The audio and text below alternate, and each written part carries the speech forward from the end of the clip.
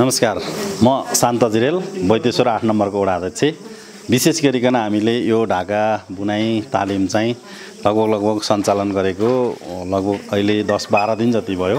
हामीले यो 1 महिनाको कार्यक्रम सञ्चालन गरेका छौँ।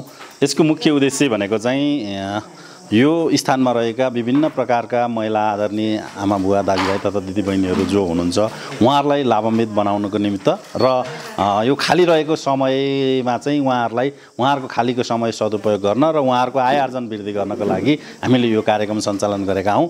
हामीलाई लाग्छ यो कार्यक्रम पश्चात उहाँहरू अत्यन्त धेरै चाहिँ योबाट लाभान्वित हुनुहुनेछ र हाम्रो यो उद्देश्य मुख्य गरिकन चाहिँ बैतेश्वर गाउँपालिकाका सबै विभिन्न सङ्घ संस्थाहरू, सामाजिक संस्थाहरू, विद्यालयहरू र बैतेश्वर गाउँपालिकाभित्र रहेका सबै सरकारी कार्यालयहरूलाई यही ठाउँबाट उत्पादित विभिन्न प्रकारका यो खादा लगायत ढाकाका सबै सामग्रीहरू चाहिँ वितरण गर्ने र उहाँहरूले खरिद गर्ने सबै सामग्रीहरू चाहिँ पुरा गर्ने गरिकन यहाँबाट हामीले उत्पादन गर्ने चाहिँ हाम्रो सोच रहेको छ। विशेष गरिकन हामीले त्यही तयारीका साथ यो काम सञ्चालन गरेका छौँ।